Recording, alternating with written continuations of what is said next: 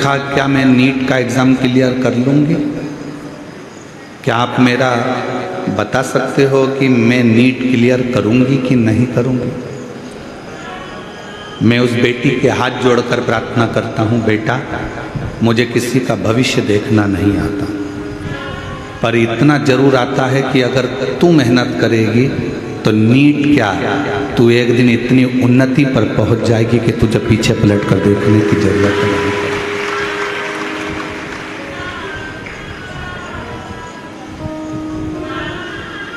हमें हमारा खुद का भविष्य नहीं मालूम, हमें आपका भी भविष्य नहीं मालूम।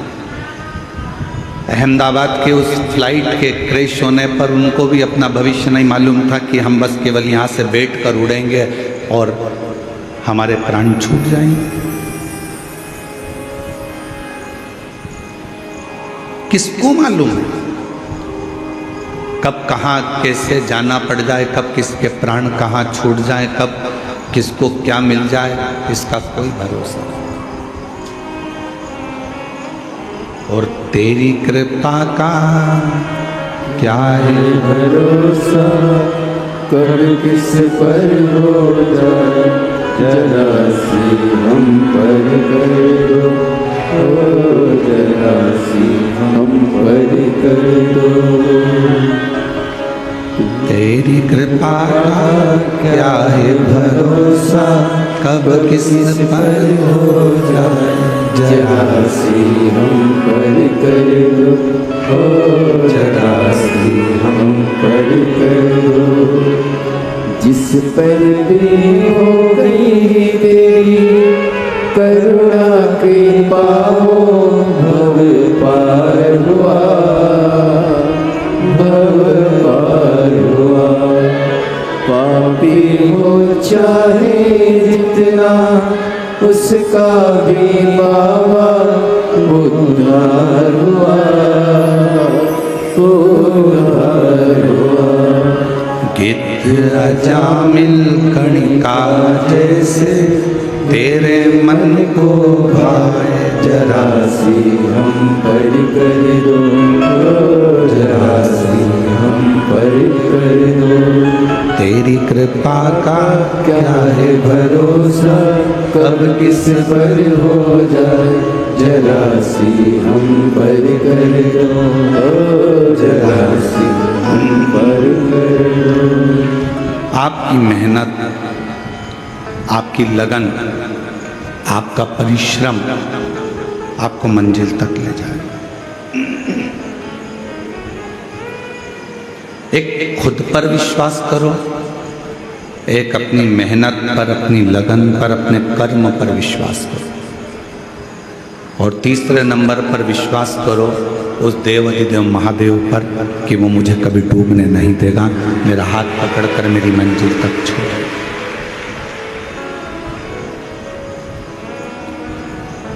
और ये विश्वास थोड़े समय का नहीं होना चाहिए। ये माता सती जैसा विश्वास मत करना कि सती मैया ने थोड़ा विश्वास करा, बाद में अपने विश्वास को तोड़ दिया।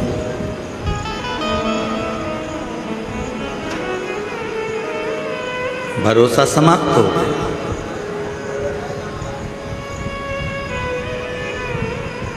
भरोसा कैसा होना चाहिए? जैसे एक पति पत्नी जहाज में सफ़र कर रहे हैं और समुद्र में लहरें चलना प्रारंभ हो गई और मैनेजर ने अनाउंस कर दिया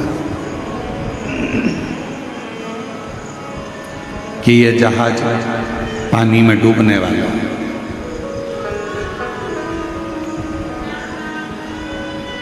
जिसको बचना हो बच। पत्नी ने सूचना सुनी, पति ऊपर लहरों का आनंद ले रहा था, समुद्री लहरें थी, ऊपर खड़ा था जहाज के। पत्नी नीचे से ऊपर आकर बोली, सब अपने अपने बच्चों को, अपनी अपनी पत्नियों को, परिवार को बचा रहे थे। चलो आप भी हमको बचाओ, ये जहाज पानी में डूबने वाला है। पति समुद्र की लहरों का आनंद ले रहा था, वो नीचे नहीं गया। पत्नी थोड़ी देर बाद फिर ऊपर आ गई। उसने फिर आकर कहा कि मैनेजर बोल रहा है, पायलट बोल रहा है कि ये जहाज डूबने वाला है। पायलट का अनाउंस हो गया है कि ये जहाज पानी में डूबने वाला है, तुम बचाओ अपनी पत्नी को, अपने बच्चों। व्यक्ति नीचे नहीं आया। थोड़ी देर बाद पत्नी फिर ऊपर गई और आकर कहा कि मुझे लगता है तुम अपनी पत्नी को मरा हुआ देखना चाहते हो। तुम तो ऐसे ही बोल दो ना, मैं तो मर जाऊंगी। जहाज के डूबने का भी क्यों इंतजार कर रहा हो, मैं तो वैसे ही मर जाऊंगी, तुम बोलो तो सही। पति से पत्नी लड़ने लगी, भिड़ने लगी, मर जाऊंगी मर जाऊंगी मर जाऊंगी। पति ने जेब में से बंदूक निकाली और पत्नी के सिर पर रख दी और सिर पर रखकर पत्नी से कहा, तू मरो मरो करती है, मैं तेरे को अब भी मार डालता हूं। खटका दबने ही वाला था, इतनी देर में पत्नी हंसने लगी, मुस्कुराने लगी। पति ने पूछा कि तेरे सिर पर बंदूक रखी है, तू मरने वाली है, खटका दबने वाला है और तू हंस रही है, क्यों? पत्नी ने कहा, मैं जानती हूं कि तुम मेरे पति हो, तुम मुझे मार नहीं सकते, इसलिए मैं हंस रही हूं। पति ने कहा, जब तुझे अपने पति पर इतना भरोसा है कि वो तुझे मार नहीं सकता, उतना भरोसा मेरे शंकर भगवान पर है कि मुझे डूबने नहीं दे सकता। ये भरोसा होना चाहिए। नीट का एग्जाम देने वाली मेरी बेटी से निवेदन है कि तू चिंता मत कर, तू अपनी मेहनत कर। तुझे चिंता करने की जरूरत नहीं है। तुम्हारी मम्मी ने शंकर भगवान को अपना पिता माना है। यहां पर जितनी मेरी जीजियां बैठी हैं, सबने शिव जी को अपना बाप माना है। जब नाना ही अपना शंकर है तो फिर टेंशन लेने की जरूरत नहीं है, सब में सफलता मिलेगी। आप क्यों चिंता करना?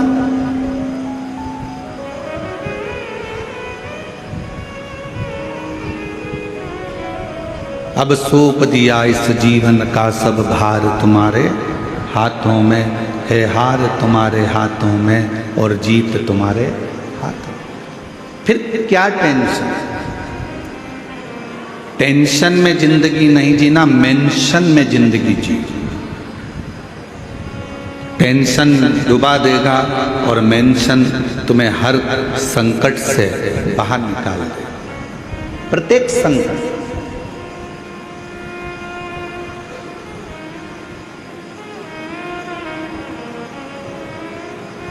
और अंत समय प्रभु आना पड़ेगा, वचन दिया तो निभाना पड़ेगा। आए ना आए प्रभु कुटुंब कबीरा, अंत समय प्रभु आना पड़ेगा, वचन दिया तो निभाना पड़ेगा। अंत समय प्रभु आना पड़ेगा, वचन दिया तो निभाना पड़ेगा। अब एक बात आपसे पूछें, आपके यहाँ भी ब्राह्मण देवता विराजते होंगे, आपके यहाँ भी ब्राह्मण देवता पूजन कराने आते होंगे, संकल्प छुड़ाते होंगे।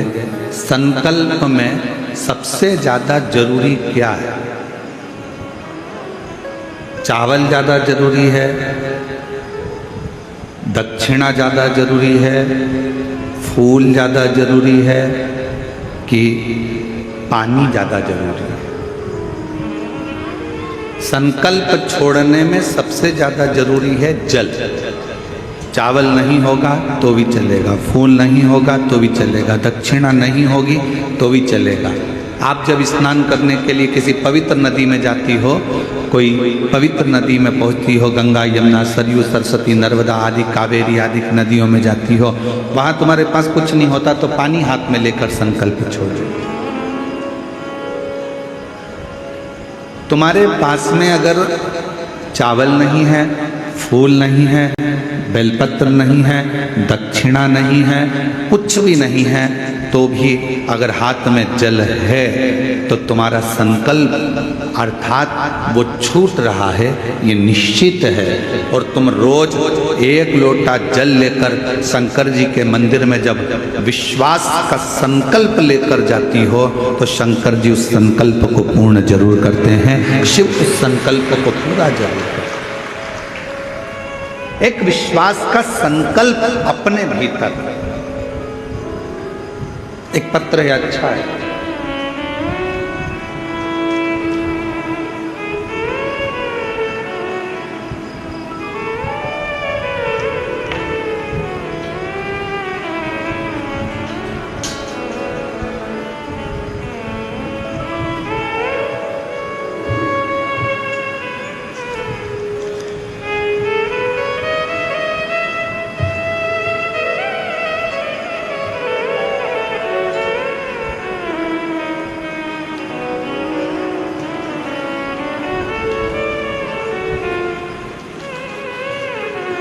मेरा नाम बृहस्पति साहू है।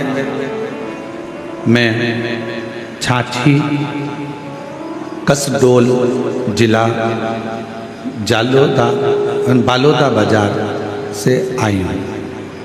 कहीं बैठी हों तो हाथ हिला सकती हैं, और कहीं बैठी हों आप ही हैं, आ जाओ, एक बेलपत्र ले जाना, आ जाइए। मेरा नाम बृहस्पति साहू है। मैं छाछी कसडोल जिला बालोदा बाजार से आई हूँ। मेरा मोबाइल नंबर ये है। 1 लोटे जल का मैं क्या वर्णन करूँ गुरुदेव। मेरे पति का नाम बाल मुकुंद है, वो सेल्समैन में काम करते हैं। हम अपने परिवार सहित वहाँ रहते थे, और 25 जुलाई 2016 शाम को 4 बजे मीटिंग में जा रहा हूँ बोलकर हम लोगों को छोड़कर कहीं चले गए। मेरा पुत्र 10 साल का था, पुत्री 7 साल की थी। फ़ोन लगाने पर फ़ोन बंद आता था। हम लोग पुलिस के पास जाकर रिपोर्ट दर्ज करवाए, उसके बाद भी कुछ पता नहीं चला। बहुत विचार आया, घबराए, ढूंढते रहे, पुलिस भी ढूंढती रही। गुरुदेव 16 में गया, 17, 18, 19, 20, 21 ऐसे सालों निकलते रहे। 6 साल बीत गए, 2021 लग गया, पति नहीं आया। लोग कहते थे चला गया, कोई कहता है ही नहीं। बड़ी दशा खराब हुई। 6 साल के बाद मेरी दीदी ने मुझको कहा कि आस्था चैनल पर पंडित प्रदीप मिश्रा की प्रवचन आता है, सुना कर। आपका प्रवचन सुनना शुरू कर दिया। जब आप बालोदा बाजार कौड़िया कथा करने के लिए आए, तब मैं भी, क्योंकि मैंने सुना था कि पंडाल में बैठकर जो मांगा जाता है वो मिलता जरूर है। एक दिन की कथा सुनने पहुंच गई। बाबा से बोली, मैं भटक चुकी हूँ, पति को ढूंढते ढूंढते, अब आप ही ढूंढ कर लेकर आना। उसके साथ जब पशुपतिनाथ का व्रत करने लगी, व्रत रखने पर सभी का मनोकामना पूर्ण हो जाती है। मैंने भी व्रत गुरुदेव सन 2023 में चालू कर दिया। सिर्फ एक ही बार व्रत रखा, फिर बाबा से बोली, जैसा भी हाल में हो मेरा पति मुझे लौटा दो। 8 साल बीत गए गुरुदेव। बाबा की ऐसी कृपा हुई। बिल्कुल सत्य है गुरुजी कि कथा के पंडाल में बैठकर जब आप श्री शिवाय नमस्तुभ्यम कहते हो, बाबा से अपने दिल की बात कहने को कहते हो, ऐसा लगता है शंकर सुनता है। 9 दिसंबर 2024 को 8 साल के बाद मेरे पति मुझे ढूंढते ढूंढते अपने घर आ गए। बाबा की कृपा से 8 साल के बाद मेरे पति, 8 वर्ष के बाद ढूंढते ढूंढते पूछा गया कि तुम कहाँ चले गए थे? कहा किसी ने मेरी भ्रांति कर मुझे सुध नहीं था। 8 साल तक उसकी सुध चली। कहा कैसे? और तेरी कृपा का क्या है भरोसा, कब किस पर हो जाए, जरा सी हम पर कर दो, ओ जरा सी हम पर कर दो। 9 दिसंबर 2024 को सोमवार का दिन था गुरुदेव। सोमवार का दिन था। बाबा से बस मैंने इतना ही रो रो कर कहा, बाबा वो सीहोर वाला महाराज कहता है कि जो मांगोगे वो मिलेगा, तो क्या मुझे तू खाली रख देगा? तू तो मेरा बाप है ना, क्या अपने दामाद को नहीं ढूंढ सकता? और सोमवार के दिन मेरे बाबा ने कृपा कर कर मेरे पति को मेरे पास भेज दिया। शिव ओघड़ी है। आप उसको एक विश्वास के साथ, एक भरोसे के साथ, दृढ़ता के साथ यदि ढूंढते हो तो वो क्यों ना। दुनिया वाले आज शिव महापुराण को नहीं समझ रहे। दुनिया के लोगों को तो केवल प्रदीप मिश्रा ने ये बोल दिया, प्रदीप मिश्रा ने वो बोल दिया, अपशब्द कह दिए, ताना दे दिया, ये कह दिया, वो कह दिया। जब तक जगत गुरु शंकराचार्य जी पृथ्वी पर थे उनको भी किसी ने नहीं जाना। शंकर के भक्त को पहचानने के लिए ना जाने कितने जन्म लेना पड़ेंगे, तब जाकर शिव भक्त को पहचान।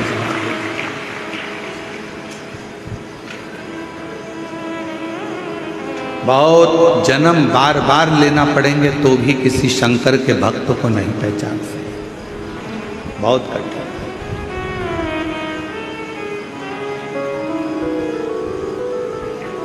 लाखों में शिव भक्त आते हैं।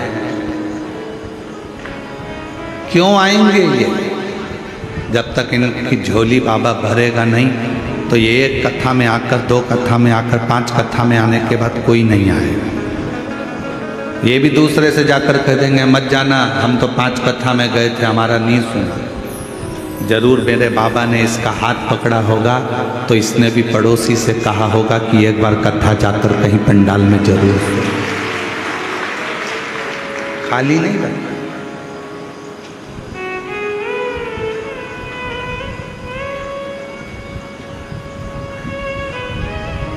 जो जैसी भावना लाया वो वैसा ही फल पाया। जो जैसी भावना लाया वो वैसा ही फल पाया। नहीं खाली उसे लौटाया वो मन ही मन हर्षाया। नहीं खाली उसे लौटाया वो मन ही मन हर्षाया। और कर दिया माला माल काशी वाले ने, लुटा दिया भंडार काशी वाले, लुटा दिया भंडार काशी वाले ने, कर दिया माला माल काशी वाले ने। इस संसार सागर में खुद पर विश्वास, अपने काम पर विश्वास और महादेव पर विश्वास आपको अपनी मंजिल तक पहुंचाए। उस बहन से पूछो जिसका पति 8 साल पहले चला गया, ढूंढ ढूंढ कर थक गई हो, पुलिस में कंप्लेंट कर दी हो, पुलिस भी ढूंढ रही हो, मिलता ही नहीं।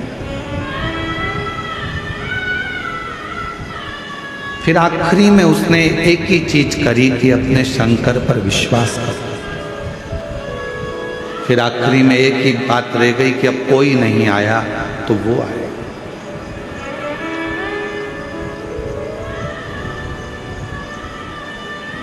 करो भरोसा, विश्वास पर करना, खुद की मेहनत पर करना और महादेव पर करना।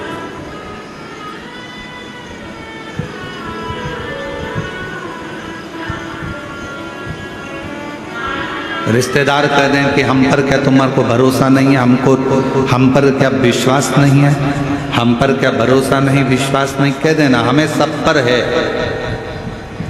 पर दृढ़ विश्वास तो मैं अपने आप पर करता हूं, अपने मेहनत पर करता हूं और अपने महादेव पर करता हूं।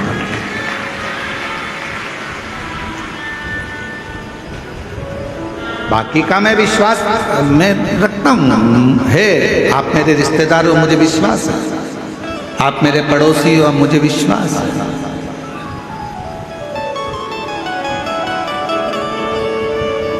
पर मेरा भरोसा तो मेरा देव अधिदेव महादेव।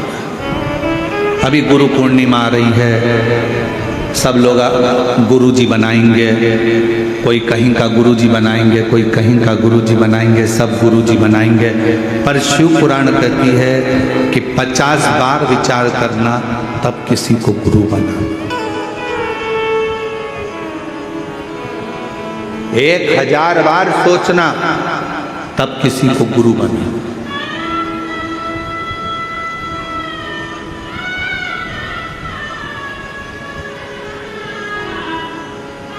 एक मां अपने बच्चे को जन्म देती है और दूसरा गुरु अपने शिष्य को जन्म देता है। मां अपने बच्चे को जन्म देती है और उसको संस्कारों में पिरो देती है और उस बच्चे को बड़ा कर देती है। उसी तरह गुरु अपने संस्कारों से, अपने भजन से, अपने कीर्तन से, अपने मंत्र से अपने शिष्य को श्रेष्ठ बनाकर, माँ अपने बच्चे को संस्कारित बनाकर उसको अच्छी एजुकेशन दिलाकर अच्छी कंपनी में जॉब करा देती है, गवर्नमेंट जॉब करा देती है या व्यापार खुला देती है। और गुरु किसी कंपनी में जॉब नहीं कराता, गुरु उस परमात्मा से मिलाने का प्रयास करता है, अपने दिल को मजबूत करने का प्रयास करता है।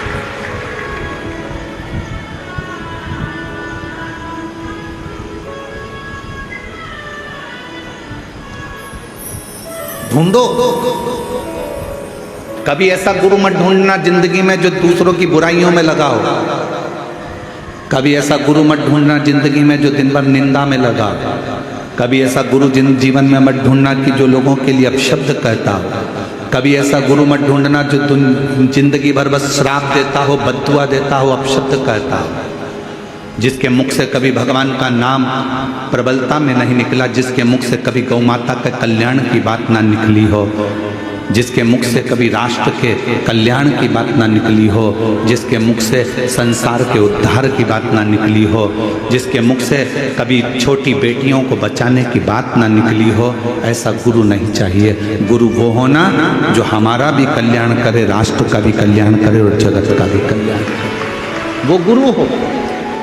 और नहीं मिले तो एक लोटा जल चढ़ाकर शंकर जी के शिवलिंग पर स्पर्श कर कर उसको अपना गुरु मानकर उसकी आराधना कर। वो भी नहीं मिले, अपने घर में अपना पति है, उस पति को ही उसके वचन का स्मरण कर कर, उसी को परमेश्वर मानकर, उसी को गुरु मानकर, उसी की आज्ञा का स्मरण करना प्रारंभ कर दो। अपने घर में बुजुर्ग माता पिता हैं, अपने घर में बूढ़े सास ससुर हैं, उनको गुरु मानकर, उनकी आज्ञा का सिरोधार्य कर कर, उन्हीं की सेवा कर कर, उनको गुरु मानकर अपने जीवन का कल्याण कर। अपने घर में कोई बुजुर्ग है, कोई बूढ़ा है, बुजुर्ग है, बहुत ज्ञानी है वो, उसने जिंदगी के थपेड़े बहुत खाए हैं, कोई ना मिले तो उसको गुरु बना लो। देव ऋषि नारद का एक प्रसंग बड़ा सुंदर है। देव ऋषि नारद जैसे ही भगवान विष्णु के दरवाजे पर पहुंचे तो भगवान विष्णु ने देखा देव ऋषि नारद आए हैं सिंहासन पर बैठ गए। देव ऋषि नारद जब चले गए तो भगवान नारायण ने लक्ष्मी जी से कहा, जहां पर नारद बैठा था वहां गाय के गोबर से लीप दो। गाय का गोबर लाओ, लीपो। लक्ष्मी जी ने पूछा, देव ऋषि नारद आकर बैठे थे कुर्सी के ऊपर, सिंहासन के ऊपर, और आप कह रहे हो कि उसको लीप, उसको लीप।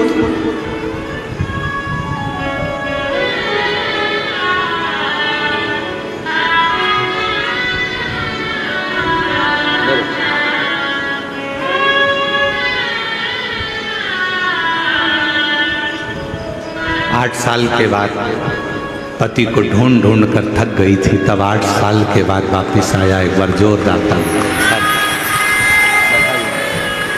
पति के लिए एक दो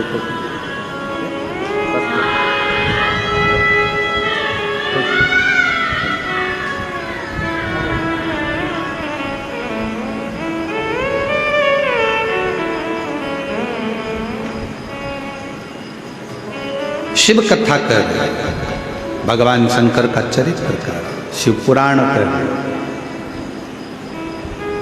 शिव तत्व कर।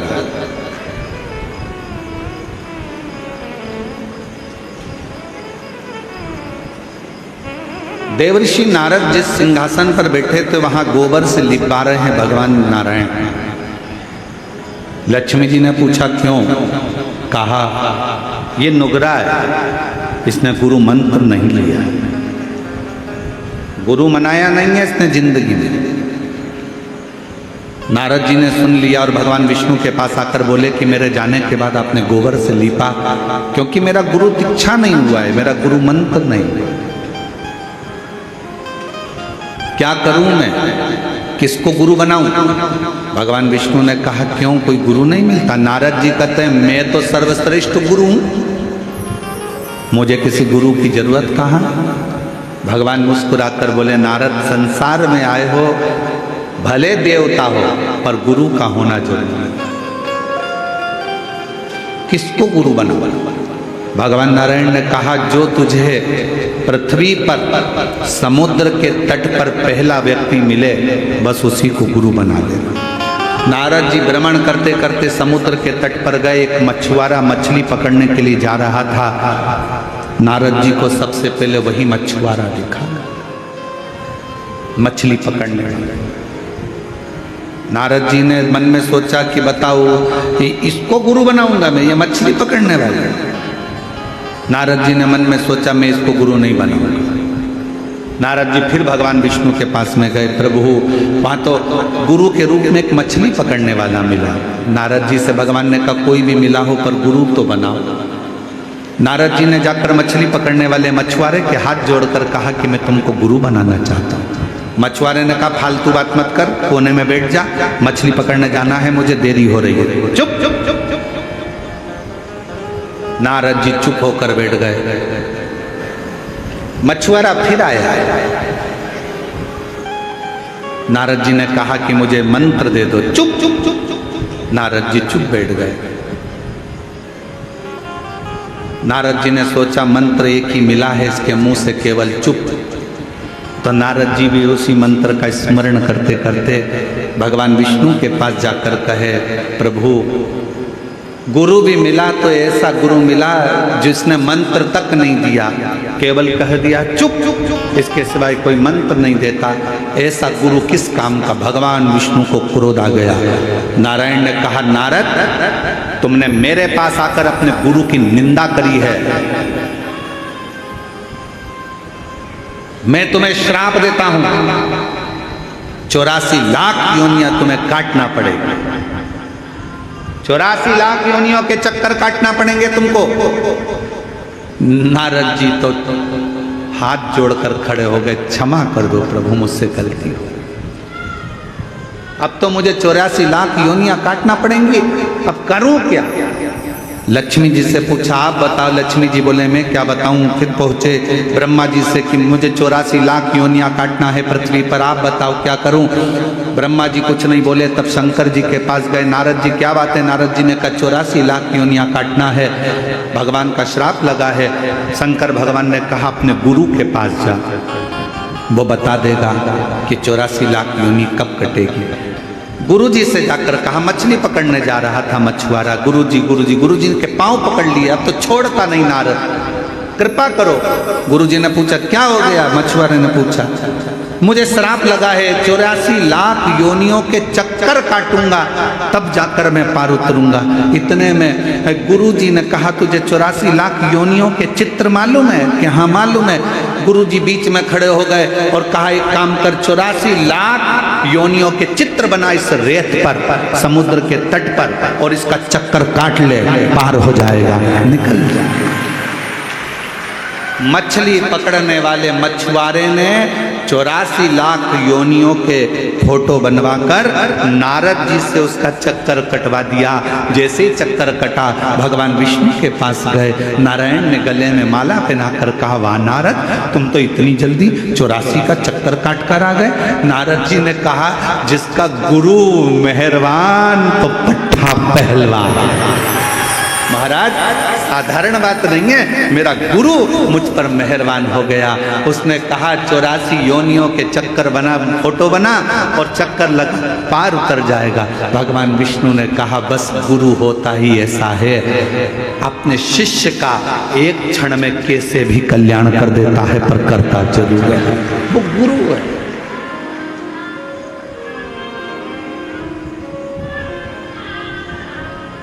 महाराज इसीलिए शास्त्र कहता, ओम कहने से तर जाएगा तेरा जीवन सवर जाएगा। ओम कहने से तर तेरा जीवन सवर जाएगा। आप अपने मुख से जो उच्चारण करते हैं, आप अपने मुख से जो स्मरण करते हैं, आप अपने मुख से जो नाम जाप करते हैं, वो नाम जाप एक ना एक दिन आपको आपकी मंजिल तक पहुंचा देगा।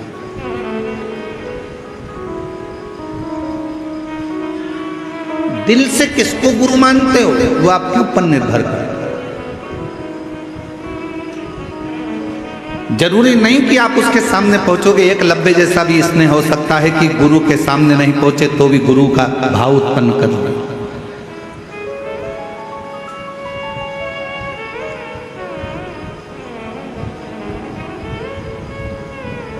बस हृदय की पुकार,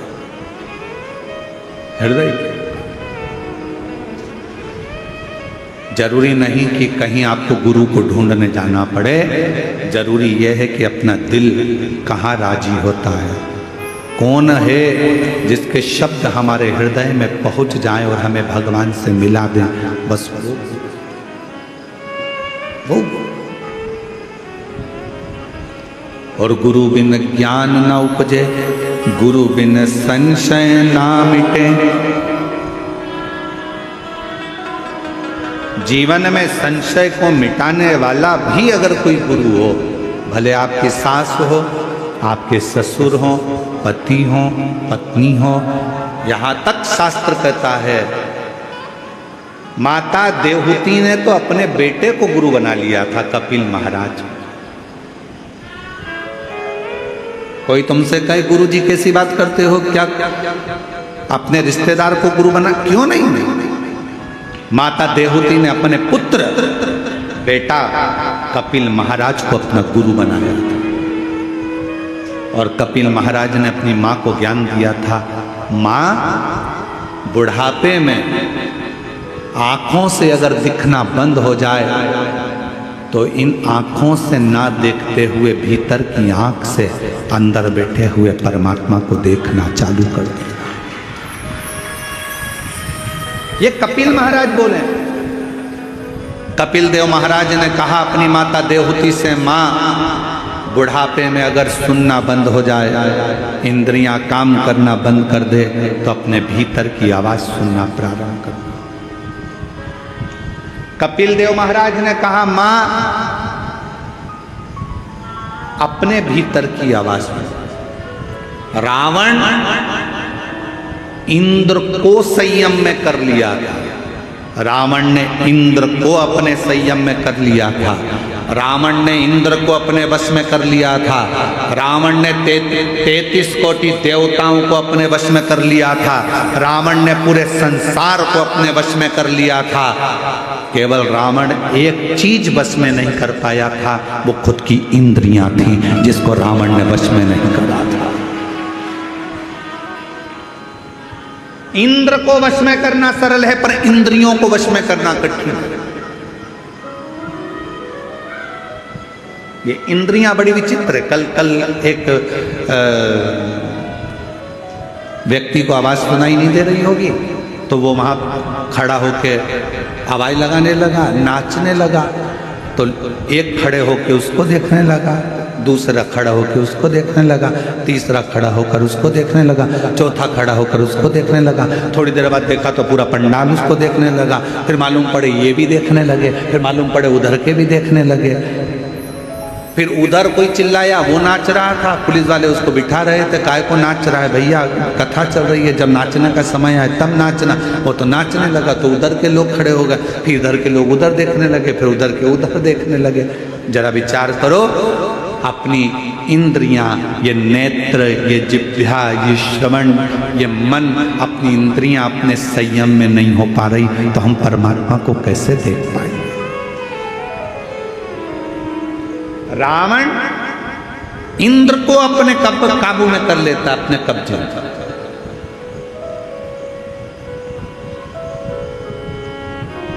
रावण इंद्र को अपने संयम में कर लेता है, रावण देवताओं को अपने कब्जे में कर लेता है, रावण सबको अपने अधीन कर लेता है। पर लंका का राजा रावण अपनी इंद्रियों को अधीन नहीं कर पाया। जानकी जी को देखा, इंद्रियां बिगड़ गई, लेकर आ गए। बहन सूप न खाने कुछ कहा, इंद्रियां बिगड़ गई, गुस्से में लाल हो गया।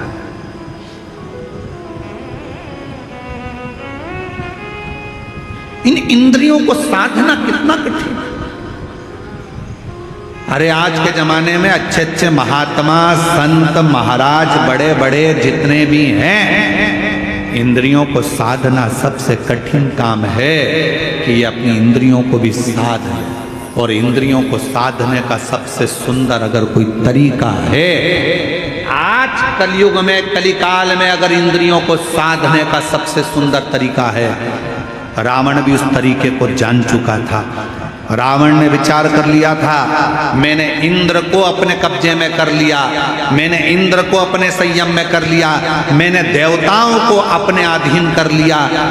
रावण समझ चुका था, सबको मैंने अपने अधीन कर लिया, पर मेरी इंद्रियां मेरे अधीन नहीं हो रही है। तब रावण ने विचार करा कि इंद्रियों को अधीन करने के लिए क्या करना पड़ेगा।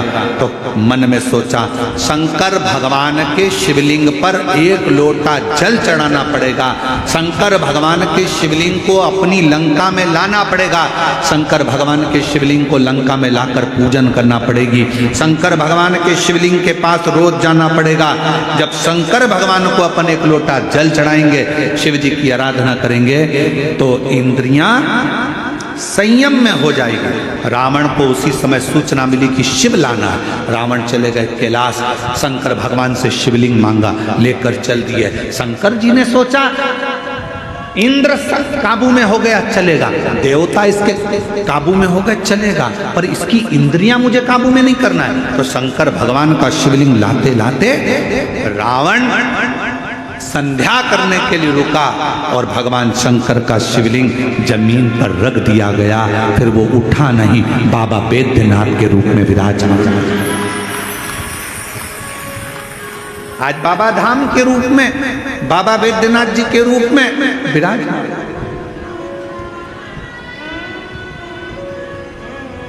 शिव जी नहीं चाहते थे कि ये इंद्रियां संयम में हो,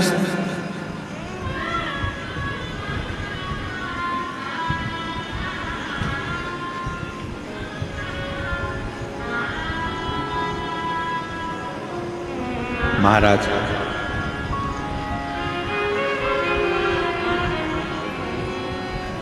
ये इंद्रियां संयम में हों, ये बहुत कठिन विषय है।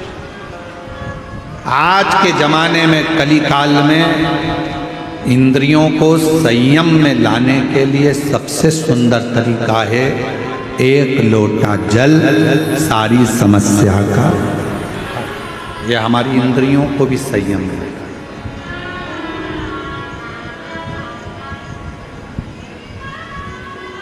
यह हमारी इंद्रियों को संयमित कर लेता।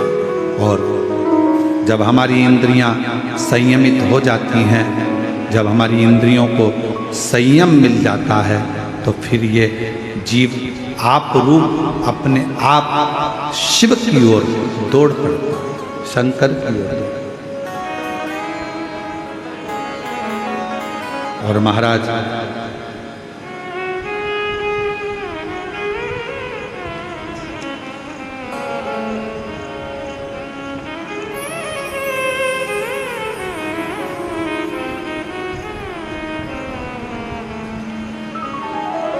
इन इंद्रियों का संयमित होना ये निश्चित करता है कि हम शिव के कितने करीब हैं।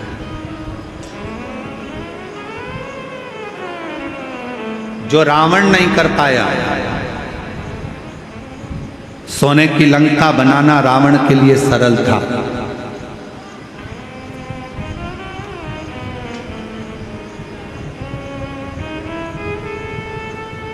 परिवार को बसाना रावण के लिए सरल था।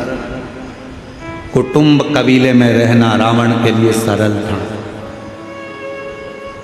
मां जानकी का हरण करना रावण के लिए सरल था। सामने राम जी थे, उनसे युद्ध करना रावण के लिए सरल था। पर रावण के लिए सबसे कठिन काम एक था, शंकर भगवान के शिवलिंग की आराधना अपनी इंद्रियों को संयमित कर कर करना। कि रावण के लिए कठिन विषय। और मेरी जीजियों, मेरे जीजाओं, मेरी बेटियों, मेरे बेटाओं, मेरी माताओं, मेरे बुजुर्ग माता पिता तुल्य, मेरे भाई बंधु जितने भी यहाँ बैठे हैं, आपसे निवेदन करूंगा, आप अगर रोज शंकर जी के मंदिर में एक लोटा जल चढ़ाने जा रहे हो, समझ लेना कि आपने रावण को तो एक कोने में रख दिया, आपने अपनी इंद्रियों को शिव में लगा कर रखा है, शंकर की आराधना में रखा। आप लंकापति रावण को एक और रख दिए। प्रतिदिन शिवालय में जाना, प्रतिदिन शंकर की आराधना करना, प्रतिदिन शंकर पर एक लोटा जल, अपनी इंद्रियों को वश में। घर के लोग कह रहे हैं, अरे आज तो तुम्हारे पास में आज टाइम नहीं है, मत जाना, आज मंदिर मत जाना, मंदिर मत जाना। फिर भी लोटा भर के जल भरी, इतनी देर में सारा घर का काम हो, उतनी देर में बाजू में पहुंच गई, जल चढ़ा के वापिस आ गई। मैं तो आ गई, मंदिर से होके आ गई। मन शिव की ओर आसक्त कर।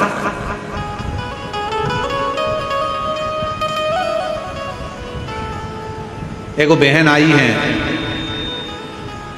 शायद रायपुर से हैं, वो जीजी कल बोल रही थी, मिल दर्शन के लिए आई थी जब, कि गुरुजी ये बोलो, ये बताओ कि आप कथा में कह रहे थे कि भगवान शंकर के लिए समय मत बांधना, सुबह 9 बजे बांधोगे तो वो अर्चन डाल देगा, 10 बजे बांधोगे तो अर्चन डाल देगा, 11 बजे डालोगे तो अर्चन डाल देगा।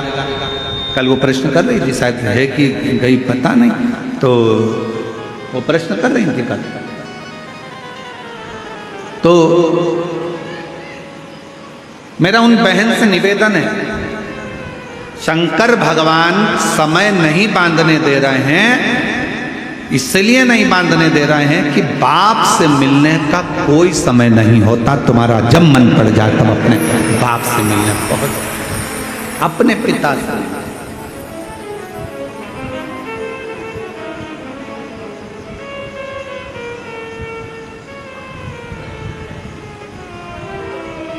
जब तुम्हारा दिल करे, जब तुम्हारा चित्त करे।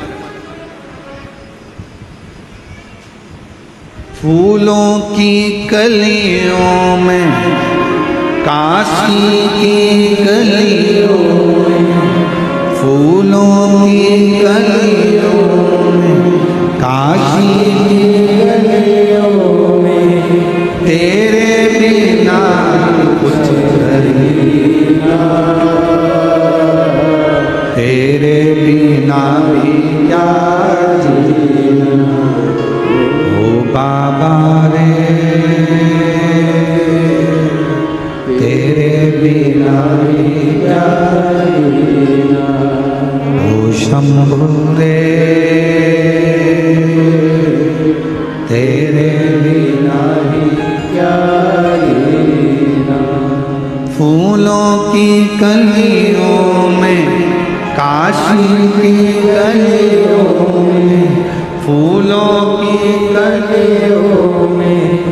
आशिकी गलियों में तेरे बिना कुछ कहना,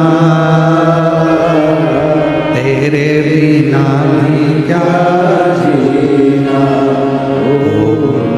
तेरे बिना भी क्या जीना, ओ बाबा रे, तेरे बिना भी क्या जीना, ओ शंभु रे,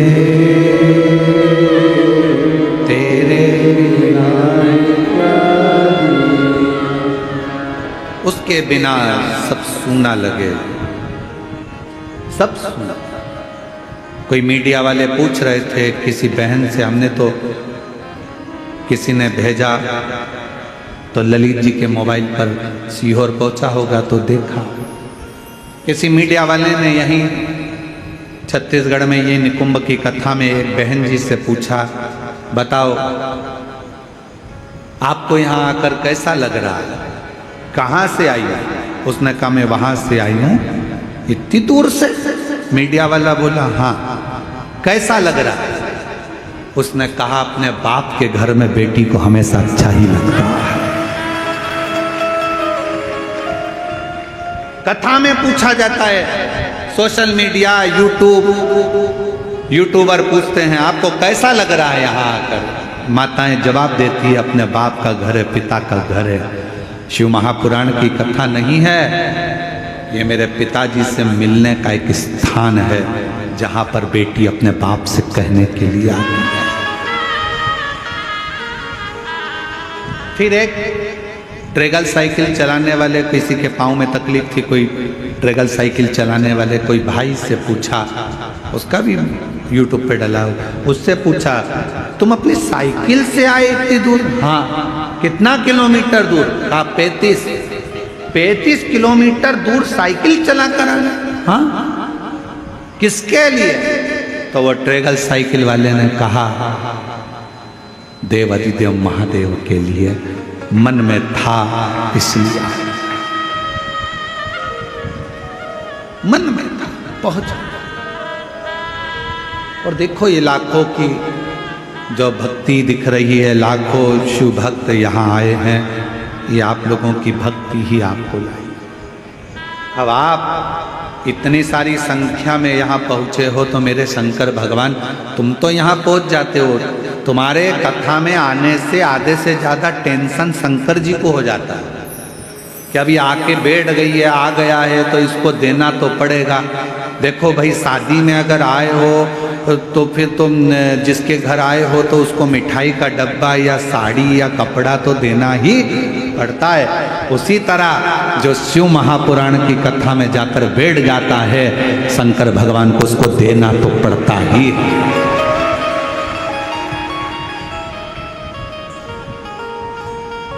देना पड़ेगा उसको। आपके घर आइए, दामाद आया है, बेटी आई है, भांजा भांजी आए, देव।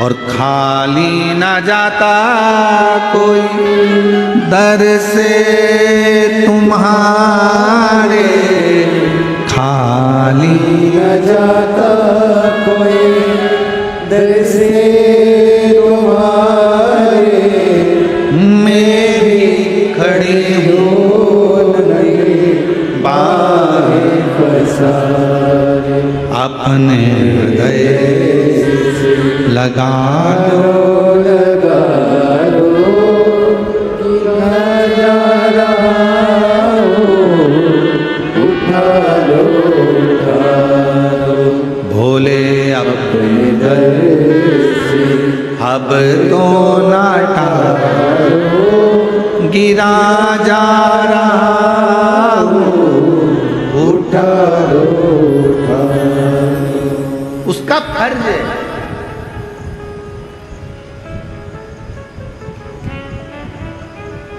इतना एक संत ने कहा, हमने किसी के मुख से सुना,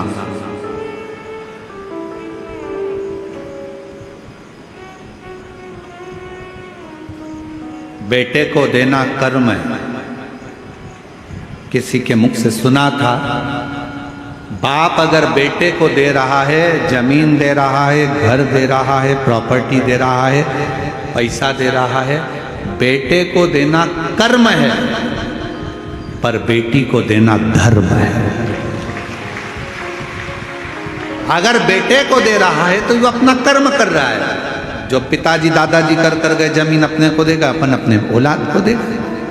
पर बेटी को अगर कोई बाप दे रहा है तो वो कर्म नहीं कर रहा, वो धर्म कर रहा है। अपनी बेटी को देकर अपने हाथों से पुण्य कर आगे बढ़ रहा, धर्म।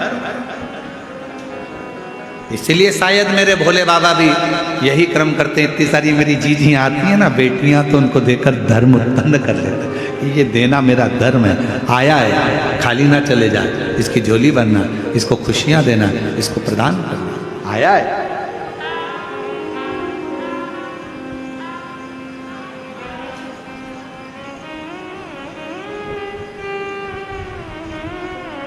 कल एक कथा चल रही थी भंवरे की, भ्रमर की।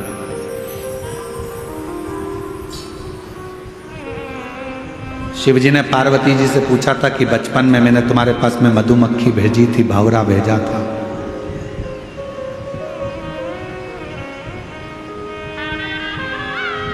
एक भी मधुमक्खी नहीं दिखी, एक भी भंवरा नहीं दिखा। वो मधुमक्खी, वो भंवरे कहाँ चले गए? पार्वती जी मुस्कुराती रहीं और शिव जी की ओर देखकर कहती रहीं कि प्रभु, जितनी मधुमक्खी आती थी मेरी तप साधना में, जब मैं शंकर भगवान के पार्थिव शिवलिंग का पूजन कर रही थी, और मधुमक्खी जितनी आती थी, जितने भंवरे आते थे, वो मुझे पास में आकर गुंजायमान होते थे, मेरे आसपास में घूमा करते थे। पार्वती जी कहती हैं, मैंने उन सबको अपने में समाहित कर लिया, सबको अपने में समाहित।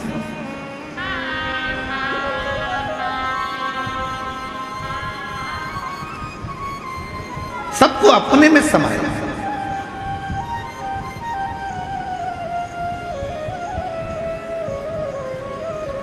और कलयुग का सबसे बड़ा एक फल है,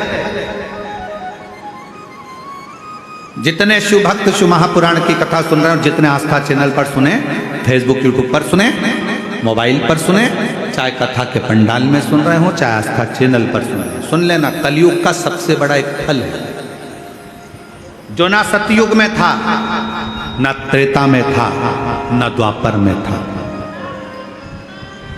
वो फल कलयुग को मिला। कौन सा फल है? जो सतयुग में नहीं मिला, ना त्रेता में मिला, ना द्वापर में मिला।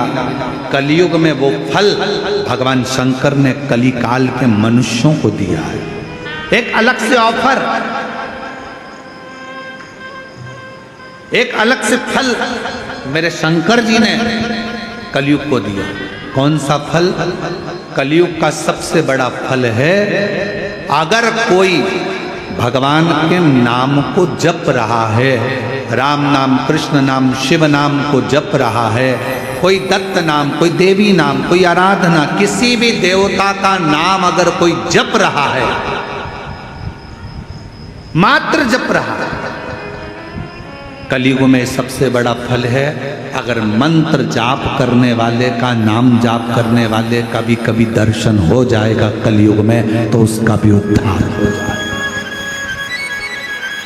ये कलयुग के लोगों के लिए है। सतयुग में नहीं था ऐसा, त्रेता में नहीं था, द्वापर में नहीं था। कलयुग में तुलसी बाबा ने लिख दिया, कलयुग केवल नाम आधारा। नाम जितना जपोगे, भगवान को जितना भजोगे, जितना नाम का स्मरण करोगे, उतना उतना संसार का भी कल्याण होगा और अपना भी कल्याण, जग का भी कल्याण हो रहा है और अपना भी कल्याण।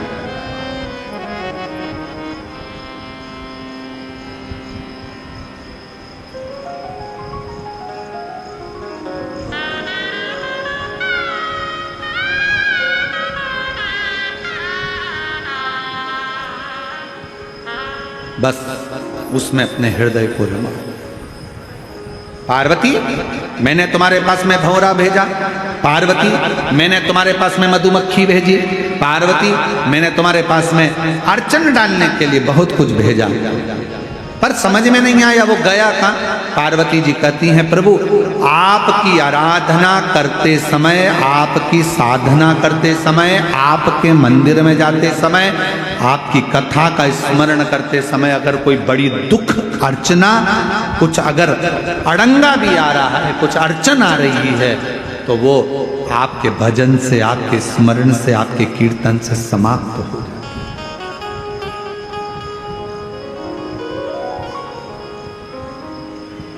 केवल आपके एक मंत्र उच्चारण से समाप्त हो जाता। इसलिए कलिकाल में नाम की बड़ी महत्वता है। श्री शिवाय नमस्तुभ्यं, श्री शिवाय, सब बोलो सब, पूरे पंडालों से आवाज आना चाहिए। जो लोग रोड पर बैठे हैं उनकी भी, जो बाहर बैठे हैं उनकी भी, और जो सामने बिल्डिंग पर चढ़े बैठे हैं उनकी भी, और जो गाड़ियों पर चढ़ चढ़ कर बैठे हैं उनकी भी आवाज यहाँ तक पहुँचना चाहिए।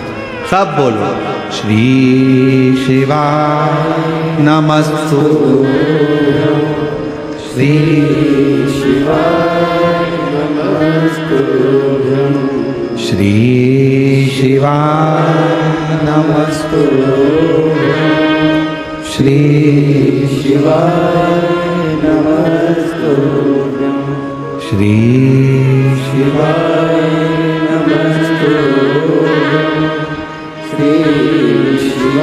शिवाय नमस्तुभ्यं, श्री शिवाय नमस्तुभ्यं, श्री शिवाय नमस्तुभ्यं, श्री शिवाय नमस्तुभ्यं, श्री शिवाय नमस्तुभ्यं, श्री शिवाय नमस्तुभ्यं, श्री शिवाय नमस्तुभ्यं। आप उच्चारण करें। कलिकाल में मंत्र, शिव महापुराण तो यहाँ तक कहती है कि शिव कथा सुनकर जाने वाला व्यक्ति जिस रास्ते से निकल कर जाता है, जिस गांव में जाता है, उस गांव में अगर कोई जवानी में, कुंवारे में, अधोगति में, एक्सीडेंट में या कोई बीमारी में कोई मर भी गया होता है, तो मात्र उसके शरीर की छू कर जाने वाली हवा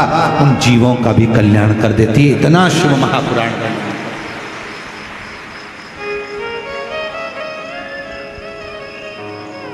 अपने दिल की बात अपने पास रखो, अपने मंत्र की बात अपने पास रखो, अपने स्मरण की बात अपने पास रखो। जैसे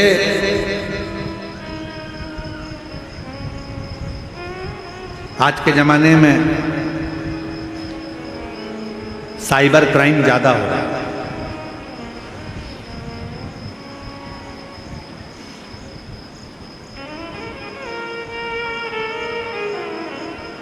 नए नए लड़का लड़कियां मोबाइल चलाते हैं, बेटा बेटियां, बुजुर्ग, माता भाऊ मोबाइल चलाते, इतना इनको अंदाजा नहीं रहता। किसी ने फोन कर दिया,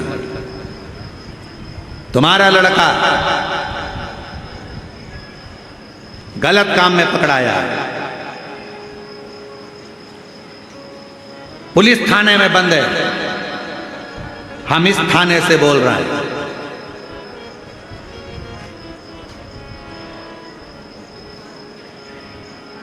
अगर लड़के को छुड़ाना है तो ऐसा करना पड़ेगा। तुम्हारे मोबाइल पर एक OTP आएगा, वो OTP नंबर बताओ, फिर तुम्हारे पास ये पहुंचेगा, ये बताओ। हाथ जोड़कर कह देना भैया ना तो मैं OTP बताऊंगी और ना नंबर बताऊंगी। वो थाने वालों से निवेदन है कि हमारे गांव के थाने वाले को फोन करें और हमारे गांव के थाने वाले हमसे आकर मिले, तब OTP बताऊंगी, नहीं तो बताऊंगी। क्यों फंसे हम? किसी साइबर क्राइम के अंतर्गत। अपने मोबाइल में कितनी भी बातें हो, अपने मोबाइल में कितना भी OTP आए, कोई तुमसे पासवर्ड पूछे, मैंने ये नंबर भेजा है, इसका पासवर्ड बताओ, ये बताओ, वो बताओ, कुछ नहीं बताए, कह देना सीओर वाला महाराज ने मना करा है। अपने दिल की बात और अपने पासवर्ड या OTP नंबर या अपने मोबाइल का कोई पर्सनल नंबर या पर्सनल चीजें हम किसी को नहीं बताते, चाहे वो कोई हो। मत बताओ, अपने पास रखो। लाखों रुपए लोगों के जा रहे हैं, करोड़ों रुपए लोगों के समाप्त हो जा रहे हैं, बैंक खाली हो जाते हैं, तब रोता है मेरा लड़का, मेरी लड़की। आखिरी में फिर विचार करता मर जाऊं तो अच्छा, क्योंकि प्रेशर इतना होता है कि मरने का साधन ढूंढता। क्यों मरना, इसलिए ना अपना OTP बताओ, ना अपना पासवर्ड बताओ, और ना ही अपनी ऑनलाइन लिंक कुछ भी है ना बताओ, कुछ नहीं बोल सकते। आप तो कह दो हमारे मन की बात और हमारे मोबाइल की बात हम किसी को नहीं कहते।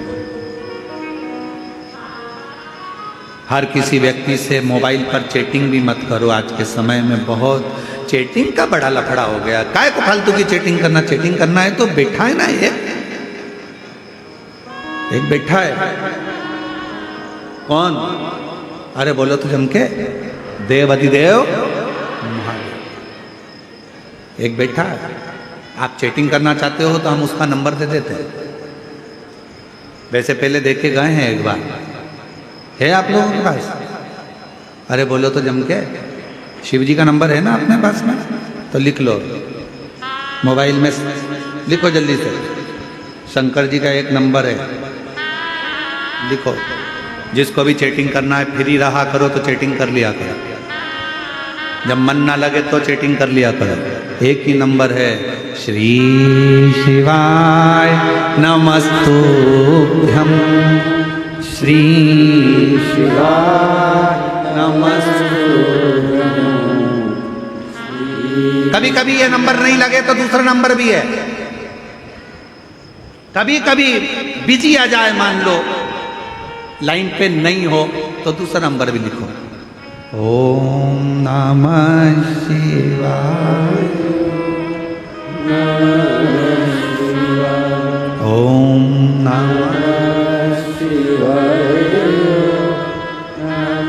और मान लो ये भी बिजी आ गया, नहीं उठा पाए, तो फिर एक नंबर टोल फ्री, फिर एक नंबर आया टोल फ्री नंबर, हर हर महादेव शंभो, काशी विश्वनाथ शंभो, हर हर महादेव शंभो, काशी विश्वनाथ गंगे, हर हर महादेव शंभो, काशी विश्वनाथ शंभो, हर हर महादेव शंभो, काशी विश्वनाथ शंभो, काशी विश्वनाथ शंभो, काशी विश्वनाथ शंभो, काशी विश्वनाथ शंभो, काशी विश्वनाथ शंभो, हरि हरि महादेव शंभो, काशी विश्वनाथ शंभो, हरि हरि महादेव शंभो,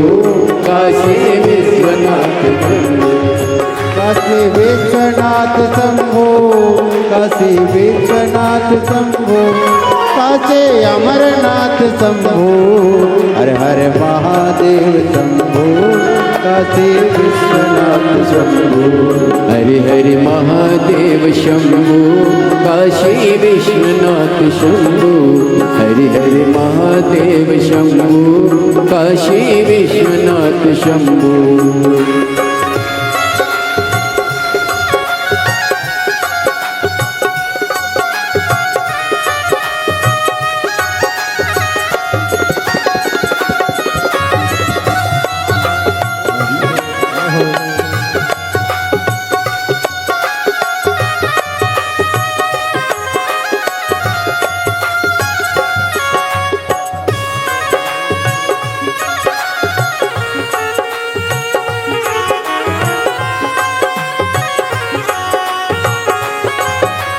जय हो।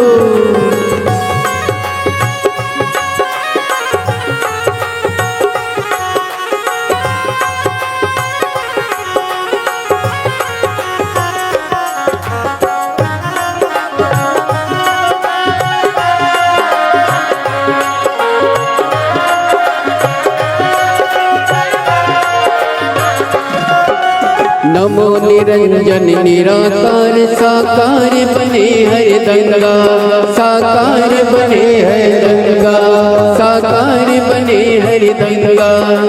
नमो निरंजन निराकार साकार बने हर दंगा, साकार बने हर दंगा।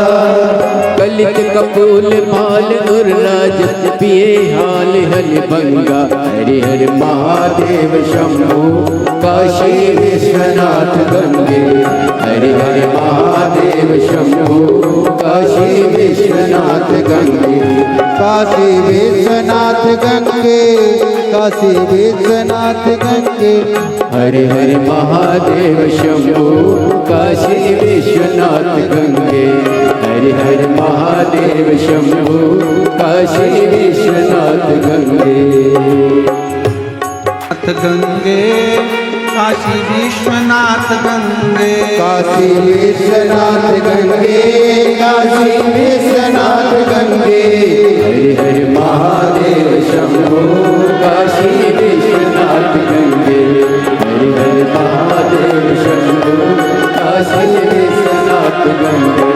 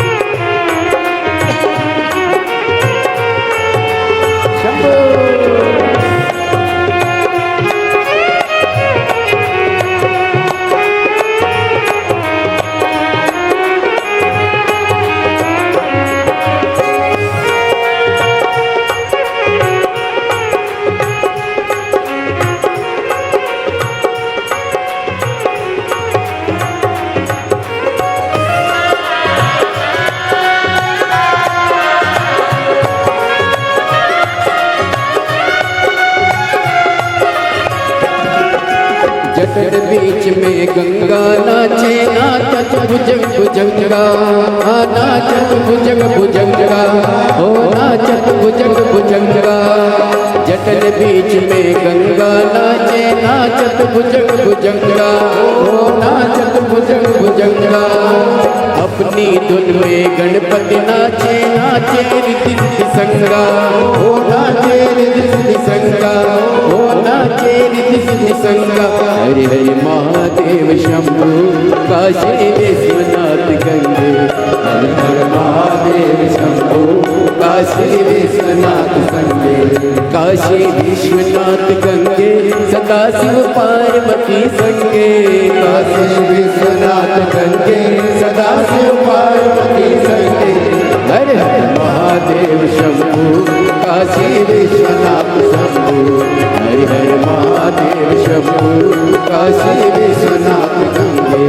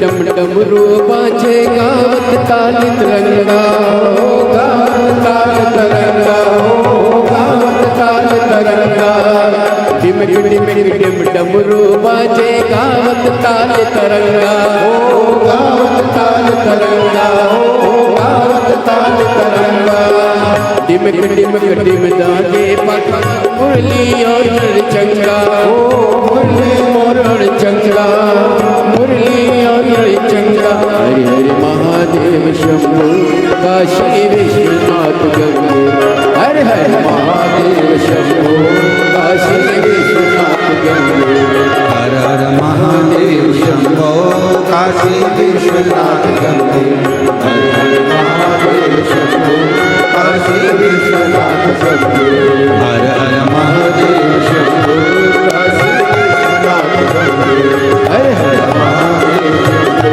काशी विश्वनाथ हर हर अपने स्थान पर बैठ कर शिव जी से अपने मन का भाव करिए, दिल से प्रार्थना करो, विनय करो, निवेदन करो। जहाँ जगह मिले वहाँ बैठकर बाबा को अपने मन का भाव करिए, हृदय से प्रार्थना करो, विनय करो, निवेदन करो। आज कथा का विराम दिवस है। बाबा से अपने मन का भाव हृदय से प्रार्थना करिए, विनय करिए, निवेदन करिए। जहाँ जगह मिले वहाँ बैठकर बाबा को अपने हृदय से प्रार्थना करो, विनय करो। सभी लोग साथ में बोलें, प्रार्थना करें, बाबा को अपने मन का भाव करें।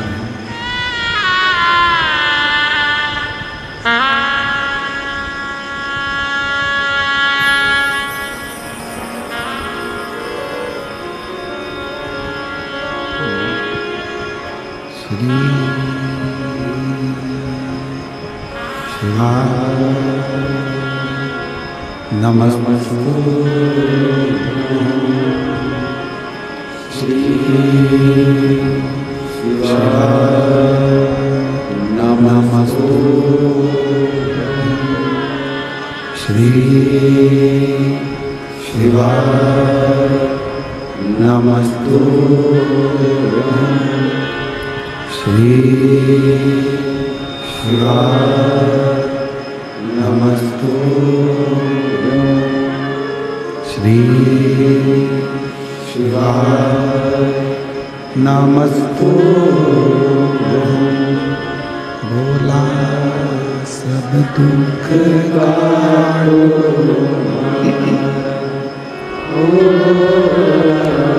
सब दुख काढ़ो शिव शंकर जप तेरी माला भोले बाबा जप तेरी माला भोला सब दुख काढ़ो ओ सब दुख काढ़ो देश मंगल मंगलकारी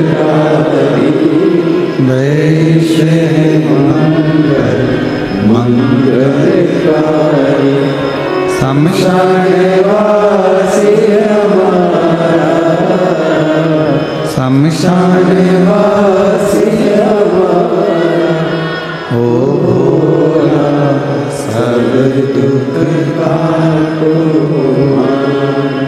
ओ सब दुख काटो।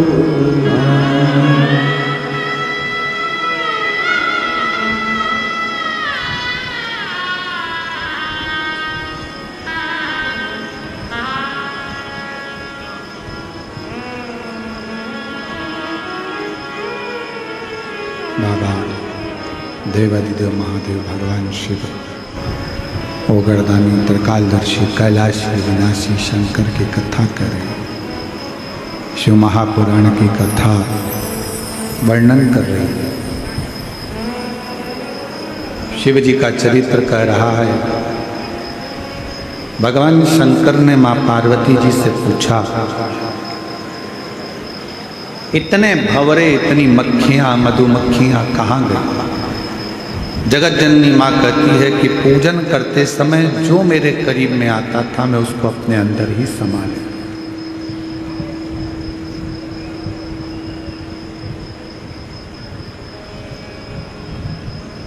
कितना सुंदर कहा है कि पूजन करने जब बैठो,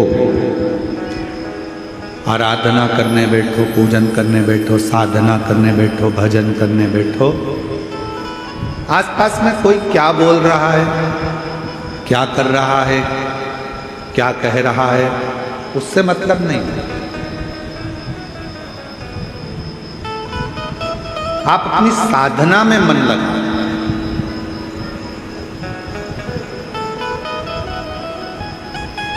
एक बहन ने एक पत्र लिखा है,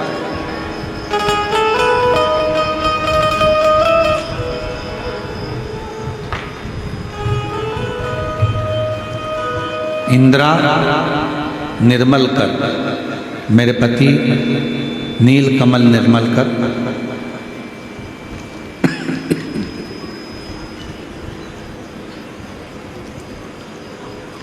ग्राम हसदा, जिला बालोद, छत्तीसगढ़ की निवासी हूँ। मेरा मोबाइल नंबर ये है।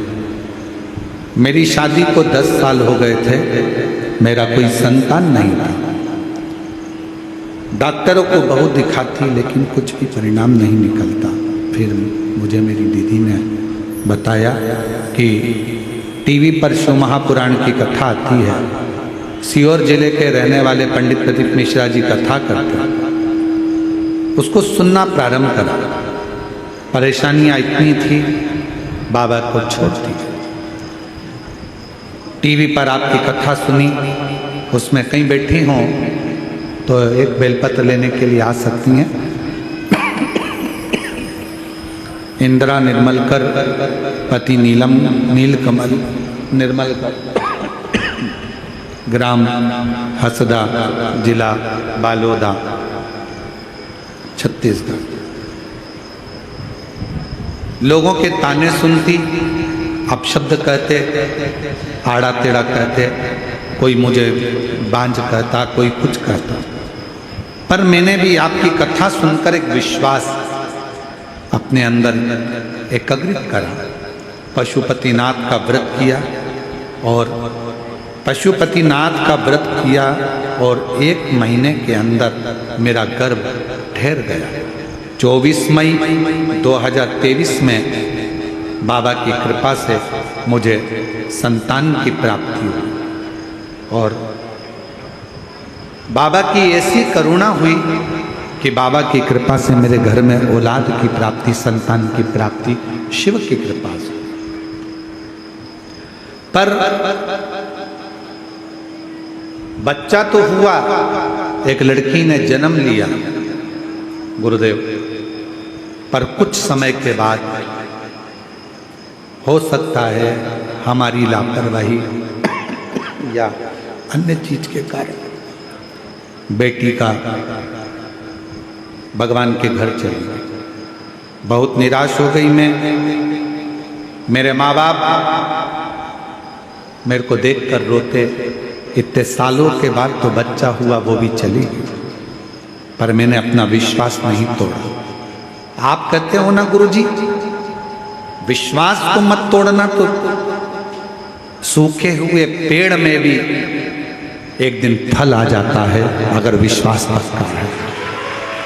हम लोग मेरी माँ के साथ सीहोर गई, वहाँ कंकर शंकर की पूजा की, रुद्राक्ष लाई और मैंने फिर से पशुपतिनाथ का व्रत किया और फिर मेरा गर्भ ठहर गया। 24 अगस्त 2024 को पहली मेरी लड़की हुई थी, 24 मई को, और बाबा ने फिर मुझे 24 अगस्त 2024 को पुत्र रत्न की प्राप्ति हुई। बाबा की कृपा से अब स्वस्थ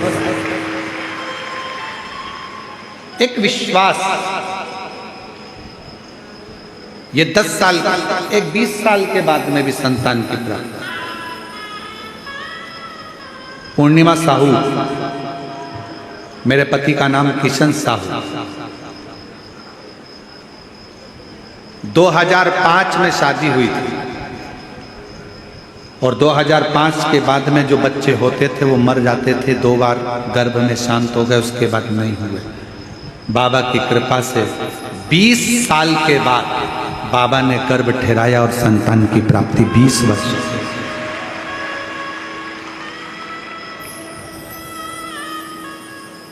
पूजन करोगे, अर्चना करोगे, साधना करोगे, भजन करोगे, कीर्तन करोगे, मंत्र जाप करोगे तो कहीं थोड़ी बहुत अड़चन तो आ सकती है, थोड़ी बहुत तकलीफें आती जाती है, कष्ट आता जाता है, पर उसमें हारना नहीं है।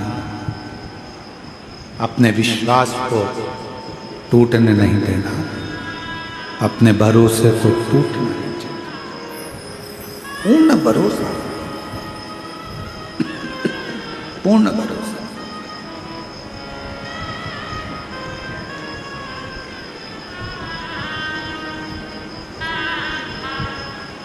हो सकता है कुछ परीक्षा बाबा ज्यादा ले रहा है,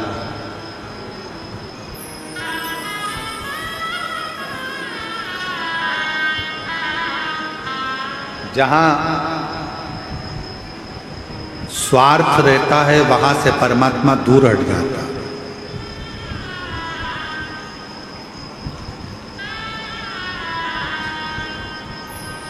यदि आपका कोई स्वार्थ है तो वहां से भगवान दूर हट जाएगा। मुझे यहाँ से इतना फायदा होगा, मुझे वहां से ये फायदा होगा, मेरे लिए ये फायदा होगा, मेरे लिए वो फायदा होगा, ना। परमात्मा स्वार्थ से दूर हट जाता है।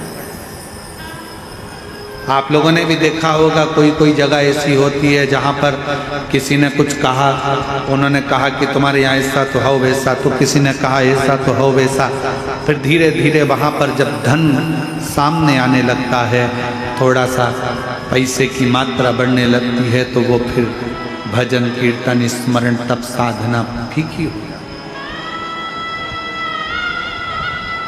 स्वार्थ व्यक्ति के जीवन का स्वार्थ व्यक्ति को परमात्मा से दूर कर देता है। परमात्मा को पास में लाने का एक तरीका है, स्वार्थ को दूर हटाओ, परमार्थ को पास में लाओ, तो शंकर अपने आप नजदीक। परमार्थ करिए।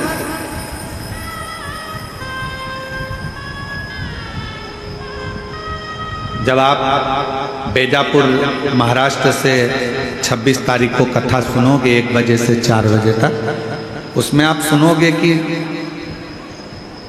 सावित्री माता ने, गायत्री माता ने, लक्ष्मी माता ने, ब्रह्माणी सरस्वती माता ने, पार्वती माता ने, कात्यायनी माता ने, कुष्मांडा माता ने, रिद्धि माता ने, सिद्धि माता ने, इंद्राणी माता ने, ऐसी कई माताएं हैं जिन्होंने परमार्थ के साथ बेलपत्र का अनुमोदन कर कर, बेलपत्र का पूजन कर कर, परमार्थ का काम कर कर अपनी प्रसिद्धि, अपनी सिद्धता और अपनी सिंहासन को पाया।